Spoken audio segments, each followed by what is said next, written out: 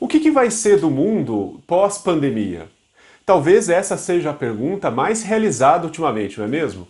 Você pode tentar responder essa pergunta sob várias óticas, da biologia, da história, da economia. Vou tentar responder aqui através da literatura. Para isso eu escolhi alguns livros que podem nos ajudar a responder sobre esse futuro quando a pandemia passar. Roda a vinheta! Tá bom, filho?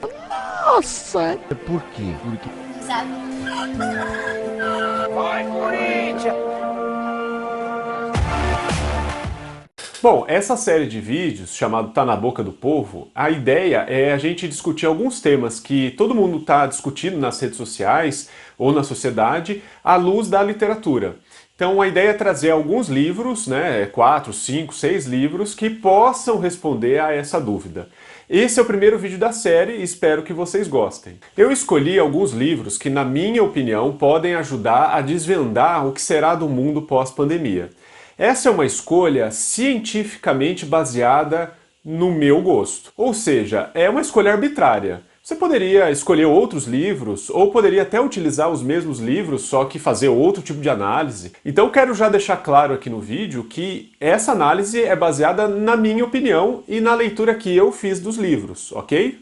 O primeiro livro que eu escolhi para tentar responder essa pergunta é o 1984, do George Orwell, um clássico. É uma distopia que foi escrita em 49 e a história se passa no futuro, em 1984, em que o personagem principal, Winston Smith, ele é um funcionário do governo e tem a função de controlar a memória, a história daquela sociedade. O Winston Smith, ele vive num país, numa sociedade extremamente totalitária, autoritária, em que é controlada por um partido único, gerido pelo Grande Irmão, que as pessoas nem sabem se realmente ele existe, é o Big Brother, né? Esse Grande Irmão, esse partido, ele controla absolutamente toda a vida das pessoas, né? Não existe individualidade nesse lugar, não existe liberdade de expressão. Tudo que é lido, dito e pensado é controlado por esse partido ou por esse Grande Irmão. Inclusive a própria memória e a própria história das pessoas ou da sociedade também é contada ou recontada de acordo com as necessidades desse grande partido. Então a grande análise crítica do George Orwell está em cima dos estados totalitários como foram o nazismo ou o socialismo soviético. O segundo livro que eu escolhi para tentar responder essa pergunta é Admirável Mundo Novo, do Aldous Huxley, também um clássico. Esse livro ele foi escrito em 32 e se passa num futuro distante em 2540. O personagem principal, que é o Bernard Marx, ele vive numa sociedade hipercientífica, né, onde a ciência passou a controlar absolutamente todos os aspectos da vida humana. Do nascimento, não existem mais bebês que nascem por geração natural, todos são produzidos em laboratório, de acordo com os ditames da ciência, e há toda uma manipulação genética ao longo da vida, até a morte. Então, essas pessoas elas vivem numa sociedade totalmente controlada pela ciência. A religião, inclusive, é mal vista, ela é vista como um resquício da barbárie, foi algo abandonado nessa civilização, e qualquer aspecto humano, ou qualquer aspecto ligado à humanidade, é, de certa forma, mal visto nessa sociedade. É uma sociedade totalmente pautada e regulada pela ciência e que vive em felicidade absoluta, né? A ciência conseguiu trazer para essa sociedade uma aparência de felicidade absoluta. Então a crítica do Huxley nessa distopia não é ao Estado político totalitário, como no caso do George Orwell, mas a um Estado totalmente controlado, uma sociedade totalmente controlada pela ciência, uma ciência totalitária, a crítica aqui que o Aldous Huxley traz nesse livro. O terceiro livro que eu usei para tentar responder essa pergunta do que será o mundo pós-pandemia é um livro de não ficção, é o Sapiens, do Yuval Harari. Esse também é um livro best-seller no mundo inteiro. O Harari, ele mistura a teoria da evolução da biologia com uma análise histórica muito bem fundamentada. Talvez daí seja o seu sucesso. A partir dessa perspectiva, ele faz um panorama de toda a história da humanidade, sobre seus aspectos evolutivos, como que o ser humano foi evoluindo biologicamente falando, e também como que essas transformações sociais, políticas e culturais e econômicas foram acontecendo ao longo da espécie humana. E ele consegue mesclar as duas coisas, né? Tanto a teoria evolutiva da biologia, quanto a análise conjuntural da história. Então, a partir do Sapiens, a gente consegue ter uma visão mais ampla do que foi o desenvolvimento da humanidade até os dias de hoje. E por fim, o último livro que eu escolhi para tentar responder essa pergunta também é do Yuval Harari, que é Homo Deus. É uma espécie de sequência do Sapiens. Ele também começa fazendo um panorama histórico e evolutivo da espécie humana, mas ele aponta nesse livro para algumas perspectivas de futuro, para onde será que a humanidade está caminhando. Na visão do Harari, né, a tese do Harari é que nunca na história da humanidade nós alcançamos uma evolução ou um momento histórico tão bom quanto este que estamos, né? Um período de paz, um período que a ciência conseguiu vencer algumas doenças e assim por diante. Só que ele coloca que esse avanço e todo esse conforto ao qual nós chegamos também nos coloca a um ponto de que nunca estivemos tão insatisfeitos com a nossa própria sociedade ou com a nossa própria espécie. Então, o Harari ele aponta que o ser humano, a partir de agora, a partir desse contexto atual, ele vai buscar outras perspectivas de evolução.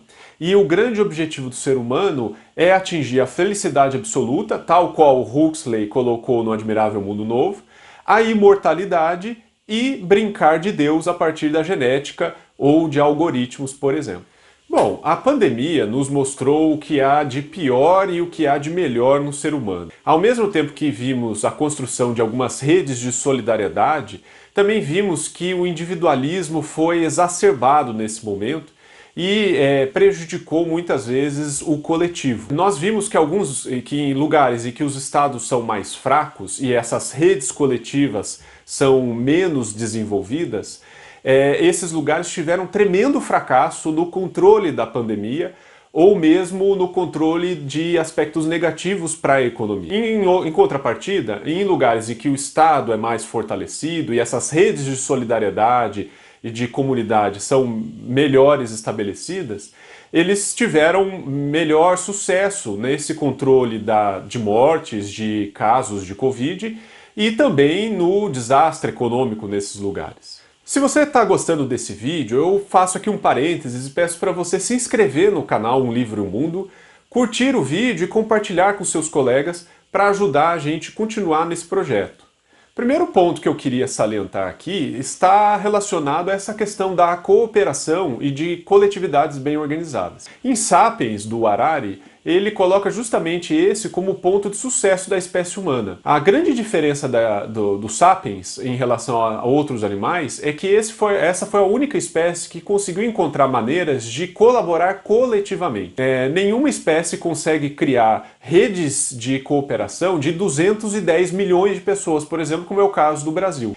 Isso só é possível dentro da espécie Sapiens, porque nós criamos algumas simbologias, algumas abstrações, como, por exemplo, religião, Estado, dinheiro, sistemas econômicos e políticos, que nos ajudam a cooperar uns com os outros. Ao invés de vivermos em bandos pequenos ou competindo individualmente com os nossos rivais, nós, através dessas simbologias, dessas abstrações, nós conseguimos colaborar com uma comunidade gigantesca de milhões e bilhões de pessoas. Isso fez com que a espécie Sapiens pudesse ter se desenvolvido e vencido seus rivais e chegado até os dias de hoje.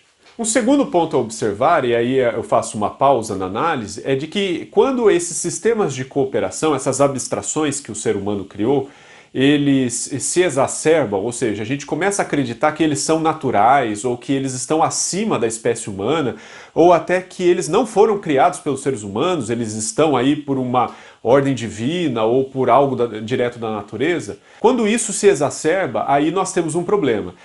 Nesse ponto é que está a crítica de 1984, Admirável Mundo Novo. Ou seja, quando a ciência, que foi algo que nós criamos, ou o Estado, que nós criamos também, eles ultrapassam e eles se sobrepõem ao indivíduo, ao ser humano, aí eles criam problemas, inclusive para a própria espécie humana, problemas de exploração, problemas de dominação, que é o que esses dois autores criticam no livro. No início da pandemia, muita gente acreditou que era a grande oportunidade para o ser humano repensar sua forma de organização social ou o capitalismo e assim por diante. Ledo engano, né? Após um ano de pandemia, o que nós estamos vendo é justamente o fortalecimento ou o avanço de todo o sistema exploratório que o ser humano construiu ao longo de sua história.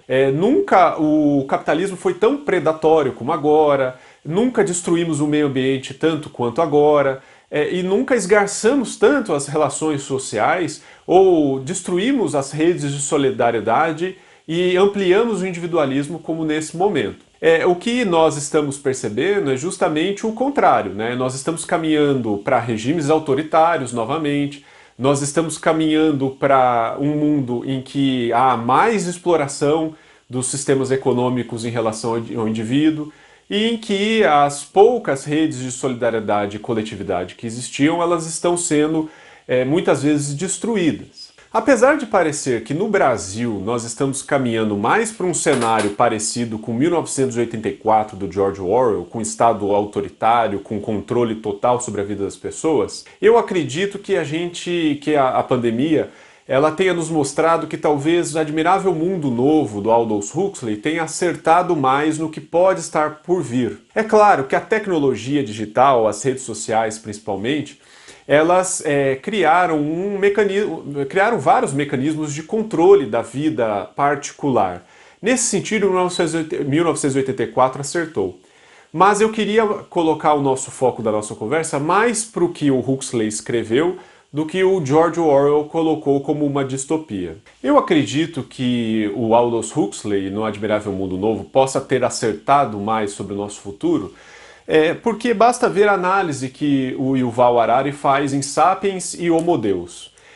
Mesmo entre os negacionistas, há uma crença geral na sociedade de que a ciência pode resolver todos os nossos problemas, a medicina pode resolver essa pandemia de Covid. Nós estamos vivendo num momento em que o volume de dados gráficos que nós acompanhamos todos os dias é gigantesco, né? Nós vemos lá curvas de gráfico e números do avanço de casos, de mortes, de ocupação de leitos de UTI e baseamos nossas decisões nesses dados estatísticos, probabilísticos e através daquilo que a ciência convencionou ser a forma racional de enxergar o mundo. Então, a nossa crença sobre o futuro é de que a ciência ela pode resolver todos os aspectos da vida, incluindo este problema da pandemia. Isso, a partir de agora, tende a se exacerbar cada vez mais. E essa crença absoluta na ciência é o que o Huxley colocou em Admirável Mundo Novo e é o que o Harari coloca como futuro da humanidade em Homo Deus. Em Homo Deus, de Yuval Harari, ele trabalha num caminho muito semelhante ao Admirável Mundo Novo. Para Harari, desde o Iluminismo, nós vivemos sobre a crença do humanismo.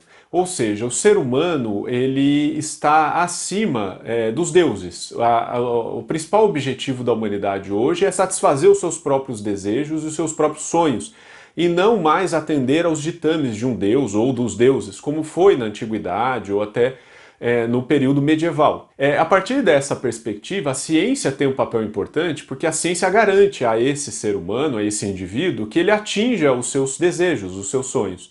Se a ciência foi capaz de transformar a natureza ao nosso prazer, né, para nos atender, agora, já há algum tempo, ela é capaz de nos atender para nos transformar em seres humanos melhores.